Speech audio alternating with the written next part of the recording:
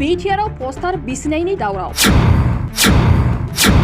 मा जादों बिटिआरआव सोर बिसिदों फारसेथिं पस्टार बिसिग्रा दुथांफोरनि हेंथायैबो गोख्रोङै एजाहार होनाया सोलिगासिनो बिटिआर सरकारजों खुंफुंजागासिनो आईएसपीएल सीजन 1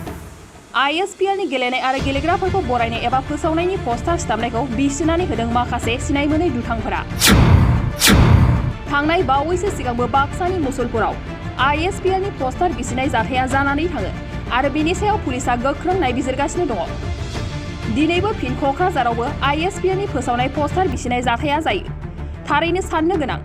गोजोन लाबोनायनि थांखि आरो नोजोरजों बिटिआर सरकारजों खुंफुंजानाय आईएसपीएल गेलेनाय बादायलायनाया फैगौ 23 अक्ट'बरावसो थुंगेगोन नाथाय बेनि सिगाङावनो बेबादि फोसावथाय होनाय पस्टार सिथाबनायखौ बिसिनाया थारैनो मेगन गोसा आरो गोजोन गैयै लुबैग्रा सुबुंफोरनि आखुथाय होननानै जों बुंनांगोन बेखौ लानानै कक्राझार जिल्लानि सिङाव थानाय देबरगाव ब्लक इउपिपिएलआ गोख्रोङै सोंखारिदों आरो बिनि सायाव थाबैनो गोख्रोङै नायबिजिरनो थाखाय पुलिसनो आयेन बादियै केस होनाय जाबाय। बेहाय जोङो मोनसे एफआइआर होफैदों मानो होदोंबा मैयानि थांनाय हरावहाय माखासे एन्टि ससियेल माखासे दुथां सुबुंफ्रा जे जोंनियाव जे बिटिआर ओनसोलाव मोनसे आईएसपीएल मोनसे लिग फुटबल खेला जागासिनो दं बिनि थाखाय जोङो मोनसे एडभार्टाइज खालामनायनि थाखाय मोनसे कारिगावनिफ्राय लानानै जोंनि क'क्राझारसिम माखासे जोंनि इएमफोरनि पस्टारिं होनाय जादोंमोन पिकचारखौ होनाय जादोंमोन बरायनायनि मुङाव नाथाय बेखौ जोंनि माखासे दुस्थामि मानसिफ्रा एन्टि ससियेल मानसिफ्रा बेखौ मैयानि थांनाय हरावहाय माने बिसिनानै लन्ड' खन्द' खालामजोबदों जोङो जोबोद दुखु मोनदों देबरगाव ब्लक हिसाबै जिहेथु जोंनिनो ओनसोलाव जोंनिनो ब्लकनि सिङाव गोग्लैयो हिसाबै जोङो दुखु मोनदों दिनै बे आथिखाल बे समावबो दे बेबायदि माने सुबुंफोर दङ बेखौ लानानै जों दुखु मोनदों खुद्रिदों गोसोआव जोबोदनो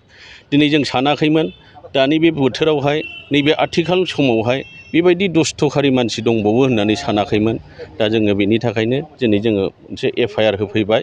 जोङो पुलिस बिफानखौ खावलायदों जायफ्रा दुस्थ' खामानि मावदों जायफ्रा बे समाज बेरेखा खामानिफोर मावदों बे अयथासार सहायनो हायै खामानिफोरखौ मावदों बिथांमोननि सायाव थाबैनो गोख्रों एक्सन लानांगौ होननानै जोङो मोनसे एफआइआर होबाय आरो जोंनि क'क्राझार पुलिस स्टेसननि इनचार्ज बिथांजोंबो जोङो सावरायबाय बिथाङा जोंनो खोथा होदों बिथाङा थाबैनो एक्सन लानाय जागोन आरो जायफ्रा दायनिगिरि बिथांमोनखौ हमनायनि बेब'स्थाखौ खालामनाय जागोन होननानै ओरैनो जोंथ' नायबोबाय कारिगावनिफ्राय नायबाय कारिगावनिफ्राय गैया थिनालिनिफ्राय नैबे देबरगावनिफ्राय मोनसे सक दङ दखान दङ बिनिफ्राय लानानै भबानिपुर एनआरएल पेट्रल पाम्प बारनायसिमाव बिसोरो बिसिजोबदों बेयाव जोंनि इउपिपिएलनि माखासे सोद्रोमाफोर इएमफोरनि पस्टारखौ बिसिदों आरो बेजों लोगोसे बिथांमोनहा बिजेपिनि इएमफोर बिथांमोननिखौबो हासिनानै लन्ड' भल' खालामदों ओरै रनेन्द्र नार्जारिनि बिथांनिखौबो हासिजोबदों आरो माबा दंबावो जोंहा सन्जिब थान्थि बिथांनिखौबो हासिदों आरो जोंनि हेमन्त बिश्व शर्मा सार चिफ मिनिस्टार बिथांनिखौबो हासिनायखौ जों नुदों बेनिखायनो जोङो मोनसे जोंनि गोसोआव सानदों जे जाहाथे जोङो बिटिआर ओनसोलाव दिनै इउपिपिएल बिजेपि आरो जोंहा जिएसपि खौसे गोरोबलायनानै जे उन्नति खामानि मावदों डेभेलपमेन्टनि खामानि मावदों बेफोरखौ मेगन सानानै लाजिनानै जोंनि बिर'धि दलफ्रानो मावदों होननानै जों सानदों दिनैहाय जोङो मोनसे आसा लादोंमोन दिनै बे खेलानि गेजेरजोंनो जोंनि ओनसोलाव थानाय गोरों जोंनि खेलारुफ्रा जाहाथे नेसनेल पर्यायाव गेलेहैनो हायो बे खेलानि गेजेरजोंनो दिनै गाव गावनि रोंगौथिखौ लानानै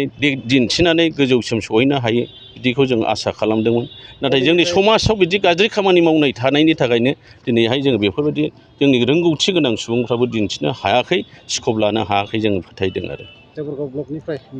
आङो देबरगाव ब्लकनि आफादगिरि जानानै आङो जायफ्रा दुस्थामि खामानि मावदों बिथांमोनखौ आंनि फारसेनिफ्राय गोथौ दुखु मोननायजों लोगोसे आं सोंखारिनो लुबैयो जाहाथे थाबैनो बेफोरबायदि मावग्रा सुबुंफ्रा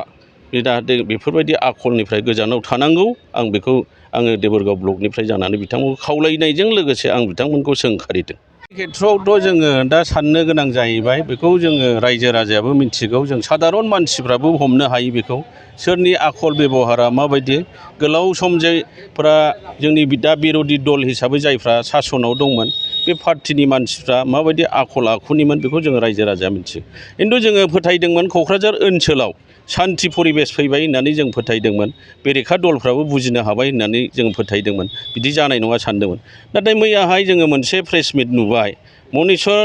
ब्रह्म आरो जोंनि बारग' मानगोनां एक्स MLA हितेश बसुमतारी बिथांमोननि प्रेस मिट होनायनि गेजेरजों जोङो बिथांमोननि जा खोथा बाथ्रा बुंनाय बाव जोङो मोनसे बुजिनो हादों, हमदांनो हादों। बिथांमोननि जा खोथा बुंनाय बियो मोनसे उत्साह होनाय, थुलुंगा होनानै गाज्रि खामानि मावनो थाखाय मोनसे थुलुंगा होनाय सुरजों बुंदों। बे थुलुंगा होनाय सुरफोरखौ लानानैनो दिनै माखासे बिथांमोननि दोलोनि कर्मिफ्रा खोनासंनानै माखासे गोसोआव साहस लानानै दिनै बेबायदि अगेन खामानिखौ मावदों होननानै जों फोथायदों। दा बेयाव जोङो फोथायबाय जोंनि बिर'धि दलानो बे खामानिखौ मावदों होननानै जोङो खाथाङै बुंनो हायो आरो जायफ्रा मैया प्रेस मिट होबाय बिथांमोनखौबो जोङो खावलायहरनो लुबैदों, फैबाय थानाय समाव जाहाथे बिथांमोनाबो जोंनि